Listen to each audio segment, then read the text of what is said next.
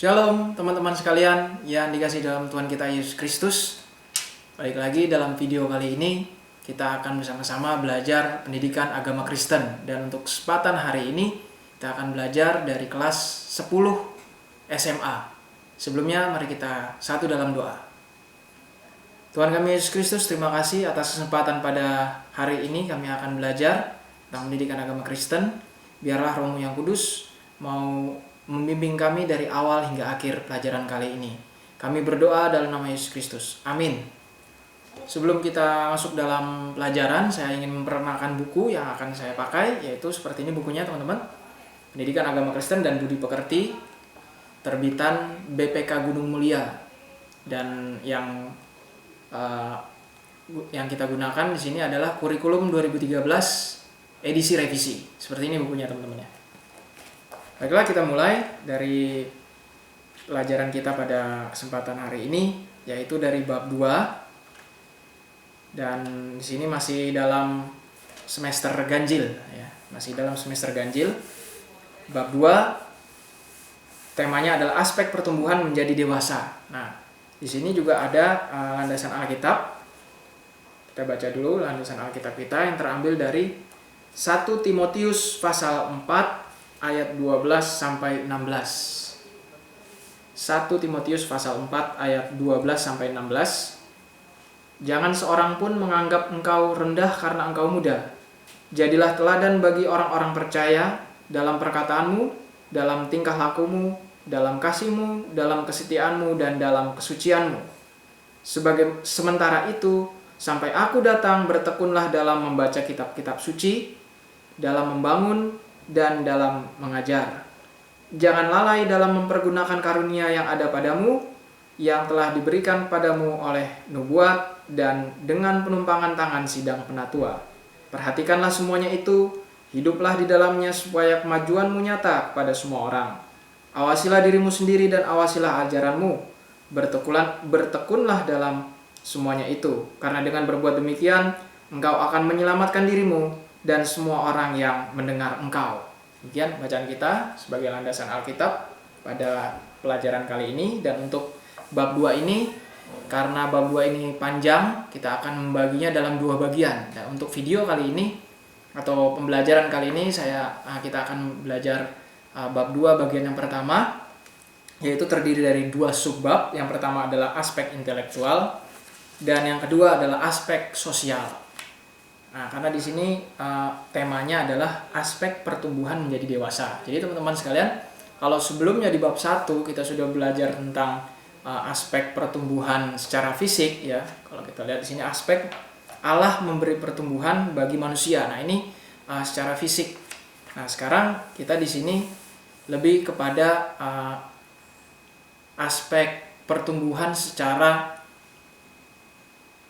internal gitu ya. Internal artinya pikiran, lalu tingkah laku, nantinya juga ada spiritual, aspek moral dan lain sebagainya, emosi dan sebagainya gitu ya.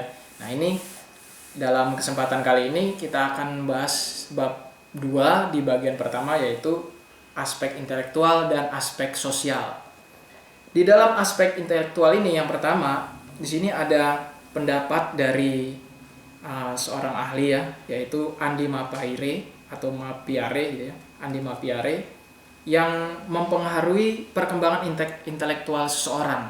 Itu adalah yang pertama, bertambahnya informasi sehingga ia mampu berpikir reflektif. Yang kedua, banyaknya pengalaman dan latihan memecahkan masalah sehingga ia bisa berpikir proporsional.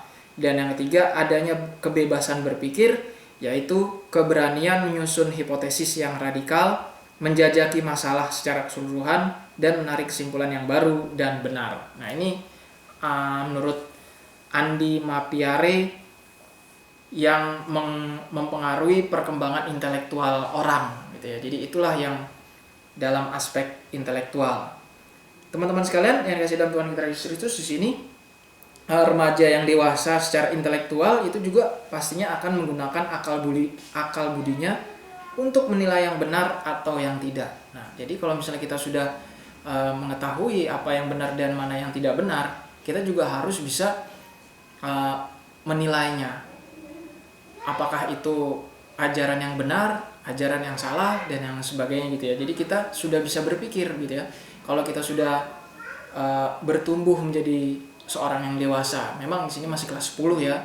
Tapi walaupun masih kelas 10, tapi kita juga harus bisa berpikir secara jernih, berpikir secara intelektual gitu ya. Nah, lalu di sini ada beberapa cara berpikir ya. Ini di sini di aspek intelektual ini ada 4 cara berpikir. Nanti kita akan bahas satu persatu. Yang pertama adalah berpikir positif, yang kedua berpikir proaktif, yang ketiga kritis, dan yang keempat komprehensif. Nah, kita bahas satu-satu. Yang pertama adalah cara berpikir positif.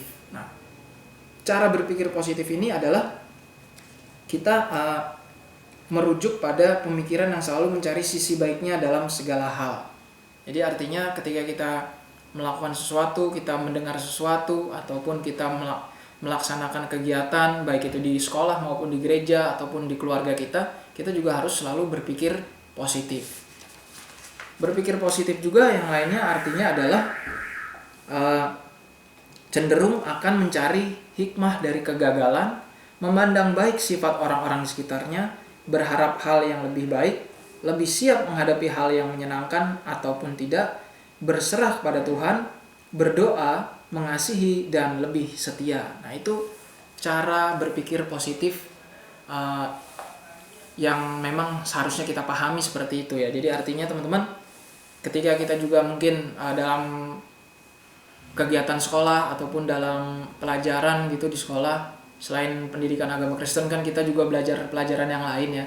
Nah, itu ketika kita mendapatkan kesusahan ataupun mungkin nilai kita tidak terlalu bagus gitu, nah itu kita karena kita berpikir positif, kita pasti akan memikirkan hikmahnya. Bukan berarti kita tidak bisa, tetapi dengan nilai yang kurang bagus itu harusnya kita semakin dipacu, harus lebih semangat, lebih termotivasi lagi untuk lebih giat dalam belajar. Nah, ketika kita mendapat nilai yang tidak bagus ataupun di bawah KKM misalnya, di bawah kriteria ketuntasan minimal, nah itu jangan juga bersedih ataupun jangan juga kecewa, tapi kita harus berintrospeksi diri. Itulah cara berpikir positif. Jadi bukan berarti wah kita udah jelek nilainya terus kita tidak mau memperbaiki, tetapi dengan cara berpikir positif ini seharusnya kita bisa memperbaiki apa yang kita akan lakukan ke depannya supaya lebih baik lagi gitu ya teman-teman ya. Lalu yang kedua adalah cara berpikir proaktif gitu ya. Cara berpikir proaktif. Di sini cara berpikir proaktif itu tidak sama dengan agresif ya. Ini proaktif di sini bukan gerasak-gerusuk, bukan terburu-buru atau tergesa-gesa, bukan. Proaktif di sini maksudnya adalah orang yang proaktif, orang yang menggunakan atau orang yang berpikir proaktif itu adalah orang yang menggunakan pertimbangan terlebih dahulu sebelum memberikan respons terhadap sesuatu. Ya, jadi artinya yang namanya proaktif itu kita bukan main asal ini aja ya, bertindak semau kita gitu. Mentang-mentang proaktif terus tidak dipikir-pikir dulu. Tapi ini yang dimaksudkan proaktif bukan seperti itu, tetapi malah kalau orang yang proaktif itu dia adalah berpikir dulu sebelum melakukan suatu tindakan atau berpikir dulu sebelum melakukan sesuatu kegiatan gitu ya. Sebelum melakukan action dia berpikir dulu apa untung ruginya, apa positif negatifnya, apakah saya melakukan seperti itu diterima atau bagaimana, apakah menyakiti orang lain atau gimana. Nah, itu harus semuanya ada pertimbangan. Nah, inilah yang namanya berpikir proaktif. Agar mampu menjadi proaktif, manusia harus belajar untuk, nah ini ada beberapa hal ya. Yang pertama, untuk melatih diri mengharapkan, mencari, dan melakukan kemungkinan lain yang telah ada. Yang kedua, berusaha mencari dan melakukan pendekatan lain. Yang ketiga, berusaha menghindarkan diri dari hal-hal yang dapat merugikan diri sendiri. Lalu mencoba melakukan sesuatu dengan cara lain yang sesuai dengan norma. Berani mencoba, melatih diri untuk berpikir secara terpusat dan luas. Belajar menyesuaikan diri dengan keadaan yang tidak kaku. Lebih terdorong untuk keinginan individu.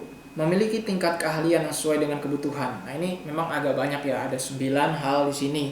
Namun pada intinya adalah proaktif itu adalah sifat aktif yang terlebih dahulu. Selain pertimbangan-pertimbangan, pola pikir proaktif seseorang terbentuk dari inisiatif yang positif, bukan negatif. Artinya inisiatif yang timbul dan pikiran yang diarahkan untuk mencapai tujuan tertentu secara baik demi suatu kemajuan. Jadi yang namanya proaktif bukan berarti menghalalkan segala cara untuk mencapai tujuan, tidak seperti itu. Yang namanya proaktif itu selalu mempertimbangkan baik buruknya, selalu mempertimbangkan akibatnya ke depannya. Mudah-mudahan jelas sampai sini teman-teman ya. Di sini juga Mazmur 90 ayat 10 sampai 11 juga pemazmur memohon pada Tuhan agar diajar menghitung hari-hari hidupnya sedemikian sehingga ia diperoleh hati yang bijaksana. Nah, ini juga tergolong atau termasuk dalam berpikir proaktif. Jadi pemazmur di sini mau mengingatkan kepada kita bahwa dalam melakukan sesuatu harus dihitung dulu, ya kan? Melakukan perhitungan dulu seperti tadi, mempertimbangkan supaya keputusan yang diambil itu itu bersifat bijaksana. Jadi teman-teman sekalian kalau misalnya mau mengambil keputusan, mengambil apapun itu, belajar dan juga yang lainnya, berkegiatan yang lain harus dipikir-pikir dulu ya teman-teman ya. Nah, itu cara berpikir proaktif. Lalu yang selanjutnya yang ketiga adalah berpikir kritis. Nah, di sini berpikir kritis di sini maksudnya bukan mengkritisi ya, bukan. Di sini jangan sampai salah ya, bukan mengkritik atau bukan mengkritisi, tetapi di sini kita berpikir kritis adalah proses mental untuk menganalisis atau mengevaluasi informasi yang dapat diperoleh dari hasil pengamatan, pengalaman, akal sehat, atau komunikasi. Dan pola pikir kritis ini mencakup keterampilan menafsirkan dan menilai pengamatan, informasi, dan memberi argumentasi meliputi pemikiran dan penggunaan alasan yang logis, mencakup keterampilan membandingkan, mengklasifikasi, membuat kronologisnya, menghubungkan sebab dan akibat, mendeskripsikan pola, membuat analogi, menyusun rangkaian, dan yang lain-lain. Nah, ini panjang ya pengertiannya ya. Namun yang di sini adalah yang dimaksud ini adalah namanya berpikir positif, berpikir kritis ini kita harus berani untuk mengevaluasi kembali apa yang kita putuskan gitu ya. Berani untuk mendeskripsikan apa yang kita lakukan, seperti itu. Apa sih yang kita lakukan dalam kegiatan di sekolah misalnya? Kalau saya boleh kasih contoh, misalnya kalau kita anggota OSIS misalnya, anggota OSIS itu ketika ada kegiatan OSIS kita juga harus berani mengevaluasi kegiatan tersebut, di mana bagusnya, di mana kesalahannya gitu kan. Lalu bisa membuat kronologis kejadian, misalnya kronologis acara, misalnya contohnya 17-an misalnya. Jadi ketika kita sudah bisa berpikir kritis, kita juga bisa mengkronologikan gitu ya, acara yang pertama sampai acara yang terakhir, kita bisa mengkronologikannya. Nah, itu seperti itu adalah namanya cara berpikir kritis, seperti itu. Dan juga berani mengevaluasi apa yang kurang dan apa yang lebih. Jadi jangan mengevaluasi yang kurang aja gitu ya, tapi yang lebih juga harus dievaluasi. Itulah kritis. Jadi sekali lagi, bukan berpikir kritis ini bukan berarti mengkritik atau mengkritisi, tetapi lebih kepada evaluasi, pengoreksian, dan juga nantinya ketika ada pengoreksian dan mengevaluasi seperti itu, kedepannya bisa lebih baik lagi, ada perbaikan dari waktu ke waktu. Itulah namanya cara berpikir kritis. Dan hal-hal yang menghalangi dalam berpikir kritis itu ada beberapa. Yang pertama, tidak memiliki seluruh informasi yang relevan. Yang kedua, tidak bersifat netral. Dan yang ketiga, bersifat emosional. Jadi ini ada tantangan juga ya dalam berpikir kritis, karena pastinya informasi yang kita dapat juga kurang atau mungkin tidak sesuai, ataupun mungkin saja kita tidak bisa bersifat netral gitu ya. Dan juga yang terakhir, kita juga terbawa emosi juga bisa gitu ya. Walaupun kita sudah seprofesional mungkin mengerjakannya, tetapi bawaan emosional juga pasti akan terpengaruh gitu ya. Apalagi kita masih muda, masih kelas 10 ataupun masih di bangku SMA gitu ya, pasti emosional kita berapi-api gitu ya. Nah, itu harus bisa kita cegah, kita minimalkan supaya di dalam berpikir kritis kita juga tidak terbawa emosi gitu ya. Nah, itu cara berpikir kritis. Jadi berpikir kritis teman-teman tidak sama dengan berdebat atau mengkritisi orang lain. Tadi kan saya sudah bilang pertama ya. Jadi kata kritis terhadap suatu argumen tidak identik dengan ketidaksetujuan terhadap suatu argumen atau pandangan orang lain. Berpikir kritis berarti mengevaluasi dan menilai sesuatu untuk mendapatkan pilihan tepat. Jadi sekali lagi, dalam berpikir kritis jangan sampai salah paham ya teman-teman. Itu kita berpikir kritis adalah mengevaluasi dan menilai supaya keputusan yang kita ambil, kegiatan yang kita laksanakan bisa berjalan dengan baik. Lalu yang terakhir adalah cara berpikir komprehensif. Nah, ini di sini kalau kita mendengar kata komprehensif itu berarti adalah menyeluruh. Jadi berpikir secara menyeluruh, bukan sebagian-sebagian. Bukan di sini artinya parsial saja. Nah, tidak seperti itu ya teman-teman. Yang namanya berpikir komprehensif itu harus kita melihat dari seluruh sudut pandang. Ya, misalnya kita contoh saja, kita menanyakan suatu kejadian. Ada saksi mata gitu ya. Ini contoh nih. Ada saksi mata. Ketika kita berpikir komprehensif, kita tidak hanya menanyakan orang yang ada di tempat kejadian itu, tetapi kita juga harus menanyakan saksi-saksi yang berada di sekeliling tempat kejadian tersebut. Kalau misalnya kita seorang investigator gitu ya, kita kan akan menanyakan nih, ada suatu kasus kebakaran misalnya, ada kebakaran. Kita perlu tahu nih, apa penyebab dari kebakaran, ya kan? Kita kan harus perlu tanya saksi mata yang ada itu, penyebabnya apa? Apakah ada orang yang memang sengaja ngebakar, atau mungkin ada korsleting listrik dan lain sebagainya. Nah, itu kita harus berpikir komprehensif. Jadi jangan cuma satu sisi aja yang kita lihat, tapi semuanya kita harus melihat gitu ya. Jadi jangan sampai kita berat sebelah gitu ya, istilahnya berat sebelah, tidak netral. Nah, ini komprehensif sini juga harus netral. Jadi ketika kita melihat suatu kejadian, kita juga harus bisa menilai dari sudut pandang yang berbeda-beda. Lalu ketika itu baru kita simpulkan. Nah, itu komprehensif juga berhubungan dengan netral dan juga objektif. Jadi jangan sampai kita tidak objektif ya. Artinya hanya kepentingan kita sendiri yang kita utamakan, tetapi kepentingan orang lain juga harus diutamakan ya. Orang-orang lain juga perlu didengarkan pendapatnya, dan juga dengan demikian seluruh pendapat, artinya seluruh data dapat kita terima dengan baik. Mengumpulkan data bahwa penyebab utama dalam kebakaran tadi, yang contoh tadi ya, adalah ini gitu sebenarnya. Nah, seperti itu ya teman-teman. Nah, itu aspek intelektual. Jadi ada 4, yaitu berpikir positif, proaktif, kritis, dan komprehensif. Semoga penjelasan saya jelas ya teman-teman ya. Lalu kita beralih ke subbab berikutnya, yang terakhir dalam bab 2 bagian pertama ini adalah aspek sosial. Nah, dalam aspek sosial ini, kalau dalam ilmu sosiologi jelas ya, manusia adalah makhluk sosial. Nah, artinya apa makhluk sosial? Makhluk sosial sederhananya artinya adalah manusia harus memiliki atau mempunyai manusia lain untuk berinteraksi sosial gitu ya. Jadi kita tidak bisa hidup sendiri, harus ada manusia lain, orang lain yang berinteraksi dengan kita. Seperti contohnya dalam kitab Kejadian, Adam dan Hawa ya.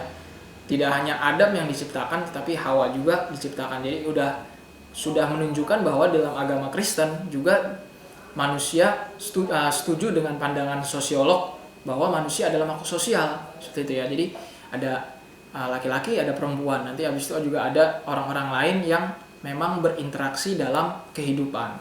Nah, jadi artinya teman-teman, orang dewasa dalam aspek sosial juga harus menjaga kelestarian hubungan dengan orang-orang yang di sekitarnya. Nah, sebagai remaja kelas 10, kita juga harus menjaga pergaulan di sekitar kita, baik itu kepada teman-teman kita, orang tua, guru, dan lain sebagainya.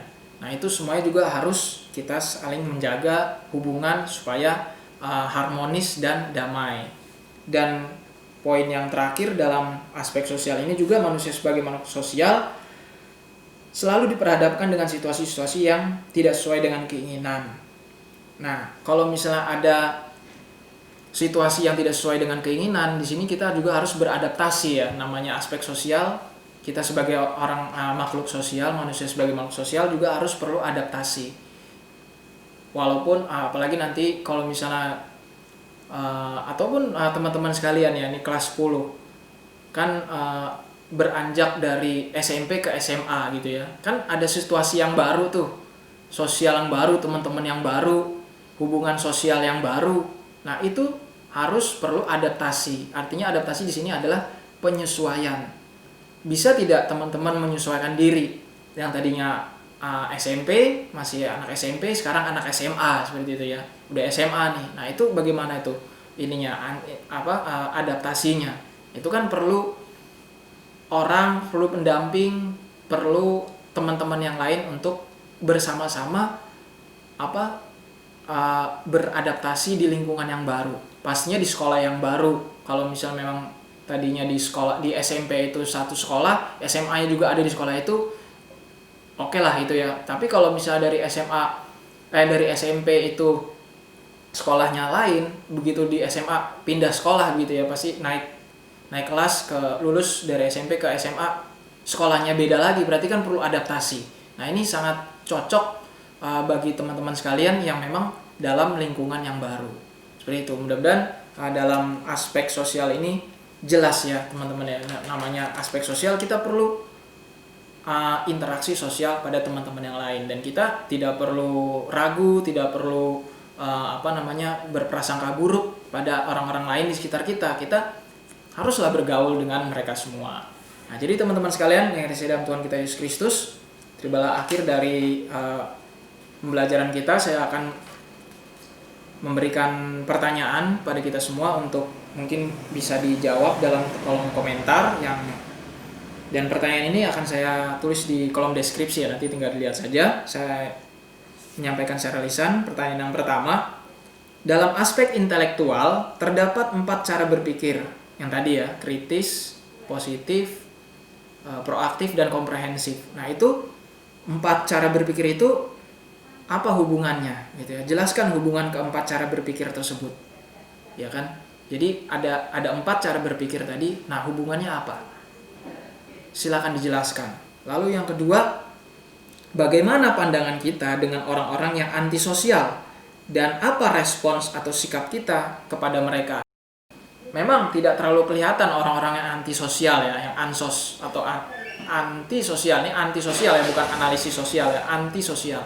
Ada kan orang-orang yang antisosial, namun mereka tidak mau menampakkan antisosial mereka. Nah, sikap atau respon kita terhadap mereka bagaimana? Silakan teman-teman sekalian boleh tulis jawabannya di kolom komentar.